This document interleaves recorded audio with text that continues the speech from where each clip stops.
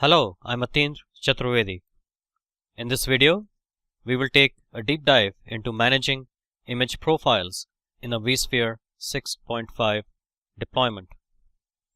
We will do the image profile management in a vCenter Server appliance version 6.5. In this lab, I'm logged in into the VMware vSphere web client into a vCenter Server appliance version 6.5. So everything you're seeing here is version 6.5. It is running on ESXi version 6.5 as well. Something new that you would probably see here that you might not have seen before would be the update manager icon and the auto deploy icon. Auto deploy, of course, has been there, but not the way it is implemented right now. And then we have the update manager, which used to be a separate entity essentially. So we're here to talk about auto deploy. Auto deploy being the capability. When I click on that, it'll give me the getting started. So auto deploy basically allows for rapid server deployment, provisions vSphere hosts when you power them on. There are deploy rules that one creates. Based on that, there's a Pixie boot, and then there's an image profile that's loaded into that server, and then a host profile is implemented on top of that to customize that host to that host profile. So the process basically is also the terminology around it, and I'm sure this being an advanced class, you're already familiar with auto deploy. Just briefly, a software deploy is basically a repository of software contains image profiles and software packages. An image profile would be a bootable profile. You can create a deploy rule. A deploy rule basically matches multiple image profiles with hosts. So for example, you can say one image profile can be used for a set of hosts with an IP address of which ranges between 192.168.0.200 to .202. So it's for address 200, 201, and 202, and that image profile would be applied when those hosts actually boot up. Activate, deactivate deploy rules. Of course, this is for just the management of the deployment rules. Now, before this release, the whole capability of auto deploy and managing image profiles and so on was available in Power CLI, and that is still available. And in fact, from what I have seen, the Power CLI gives you, especially the Power CLI 6.5, it gives you all the commandlets you will ever need to be able to completely control each and every aspect of auto deploy and creating image profiles. The GUI based version that we have, or the graphical version that we are seeing here, is actually useful to a certain degree, but I have not been able to make it do everything that it's possible for me to do with Power CLI. So I have been using the Power CLI, but I have certainly found this to be quite useful. So just to learn what we have available here, let's click on software depots. So I have a ESXi 6.0 official depot, and then I created a custom depot which I've called the PactPub custom depot. So what is a depot? So let's look at the official depot. So in the official depot, as we said before, depots are basically repositories of image profiles. So you can see here image profiles. There are two of these for ESXi 6.0 in here. The standard one with VMware tools and the no tools without the tools, and of course the software packages that are there as well. Basically device drivers and so on. You know, just the basic ones that are there. These are all, as you can see, VMware certified. So these are top level signed VMware signed packages, software packages. When I click on the PactPub custom depot and I look at image profiles, you can see that there are two image profiles there. So we can look at this one, image profile 2, that is community supported, and the vendor is PactPub published. And obviously this is an image profile that I created myself. And you can see when I click on that, down at the bottom here, you are able to see the various software packages that are part of it. What are the possible things I can do with that? So let's look at some of these icons here. So this would export the selected image profile as an ISO. So ISO would then create a bootable image, or as a zip file that would create basically an offline depot for you. Then you have the ability to move an image profile from one custom depot to another. Well, right now I just have one custom depot, but if I did, I would be able to do that. This would compare image profiles to another image profile. Actually comes in handy, and I think this is very useful to be able to do graphically, because if there is a problem with device drivers and stuff like that, when you compare, you're able to actually find out what makes one image profile that boots different from another image profile that does not, or has problems. This is to clone the image profile. This is a standard practice. You pick up a standard official profile and a VMware profile, and then you massage it. Basically, you can add software packages for device drivers, or if you're using, for example, Cisco Nexus 1000V, you can add the software packages there also.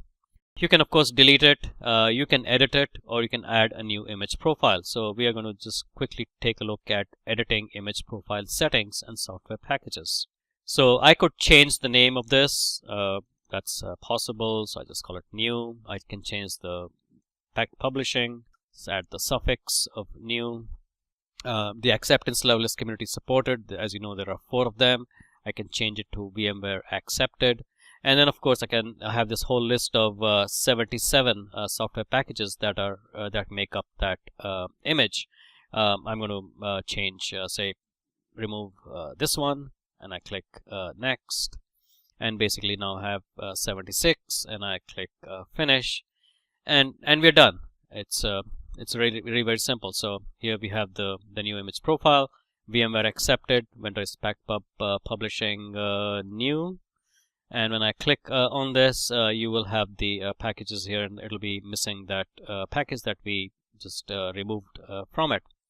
Pretty straightforward and intuitive. How do we create a new image profile? So I click on the plus sign, I give it a name, PackedPub, new, vendor can be PackedPub. It'll only go into the custom depot, not in the official one. Acceptance level, VMware certified, it's fine.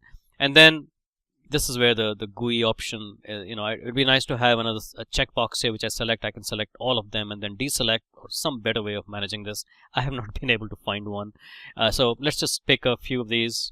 Okay, as you can see, I'm just picking up what would be essentially device drivers, right? So let's see what happens here when I click on next. Okay, basically what it says is the profile does not contain a bootable ESXi image, so at least one boot kernel is required. So we need, one of these. Okay, and then of course there are a lot of package dependencies which should not be fulfilled. All very expected, right? So this does not contain a bootable image. So you have to resolve these errors before continuing. So this is obviously a good thing.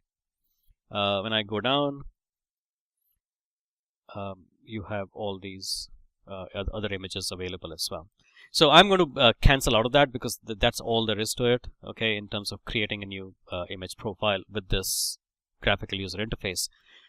I can then also, in the software depot section, I can create a new custom depot. Very straightforward. I can create an online depot, name, URL. I'm just going to create a custom depot which will reside right here. PackedPub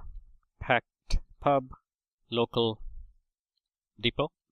Click OK, and the PackedPub local depot actually shows up here.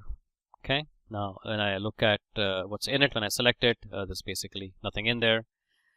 Okay, let's look at this icon, import software depot. Okay, so I'm going to import an ESXi 6.5 depot, which is the official depot that I have downloaded, and I will browse for that. This will open up. I have selected the VMware ESXi 6.5 depot here. I click on open, and then I do an upload, and the upload begins. The file was uploaded. I close it, and my ESXi version 6.5 depot shows up here. I select it, and I see that the image profiles in there are the 2 ESXi 6.5 profiles. Again, this is standard VMware official depot. So it's partner supported, vendor is VMware, and you have the no tools and the standard version with the tools. And of course, the software packages in there are all these software packages. As you can see, the ESX versions are all 6.5 versions. Okay, so that was basically a software depots, how to import a software depot and then how to create a custom depot. Now let's look at deploy rules. I have a deploy rule in here called packed pub rule. It is currently active and it has certain patterns and so on to it. So let's select this, and since it's active I cannot edit it, so I will deactivate that rule.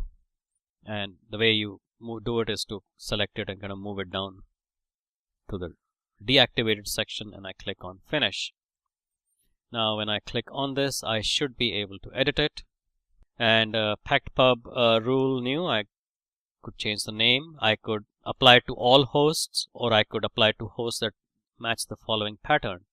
So right now the whole this rule actually says that the IPv4 addresses for the hosts have to be between .200 and .202 for the network 192.168.0, and that the domain has to be packed pub .local. There's a bunch of patterns in here. Here we go, a bunch of patterns in here. What I would recommend is to understand exactly what the format should be for these patterns. Look at the VMware documentation, but you can very clearly see that you can very granularly pick out servers. There's plenty of detailed patterns in here that one can actually apply. So for our purpose, since we are editing the deploy rule, let's delete the domain and leave that like that, and I click on OK. And of course that has changed. The pattern is now just the IPv4 pattern, and I can activate the rule, and that is done by clicking on this and then moving it upwards and then hitting next and then finish. And now that rule is actually active and available for use. The host profile, so far in the GUI I've not been able to edit in the sense that I can add a host profile in here, but of course when I create a new deploy rule I have the ability to assign a host profile to it. And then you have the location, and then you have the script bundle. This is a good capability because it allows you to add a script post the boot, similar to the post boot scripts. When you install ESXi, you can use a Python script, would be the language one would use normally. So a small Python script would be available to be able to run. It's a really nice capability. Let's look at a new deploy rule. Okay, so here we have a new deploy rule. So I call packed pub rule 2. I'll apply it to all hosts. I click on next. I will select the standard one, then I click next. Let's take a look at skip image profile signature check. This is for the acceptance levels, the 4 or 5 acceptance levels that are there. The VMware certified, VMware accepted, partners supported, and community supported, I believe. And then I click on next, having selected the standard version. Now this is where I can include a host profile in here. So if I had host profiles created up here, they would show up and I would select the host profile. So I'm able to, in a rule, when I'm creating a new rule, specify the host profile, which you should really have to make this useful, in the sense that it's automated. That's the whole idea between auto deploy. If you don't use automation and auto deploy, then I don't see what the point is. But so I would include the host profile, obviously, for our purposes. This would be fine, and then select the location where the hosts should be added. So you can specify the data center or folder or cluster. I don't have that, so I'm not going to include a location in there. And here we are, apply to all hosts. That's the profile, and it'll be inactive initially, which is fine. And I click on that. And packed pub rule 2, the one that we created, actually came up, but it took some time for it to do. So I guess it was being uploaded and so on. It took a minute or more before it actually showed up there. So obviously I click on that and I can activate this rule. Again, you click on it and you move it up to the top, and that's how you would create a new rule. Then moving from there on to deployed hosts. So this would be a list of hosts, their image profiles, their host profiles, the location, and the script bundles which have auto deploy has associated. So when auto deploy is actually in use, this is where your deployed hosts would show up, and the discovered hosts would be the hosts that did not match any deploy rules as listed below. So overall, this graphical user interface is actually quite useful.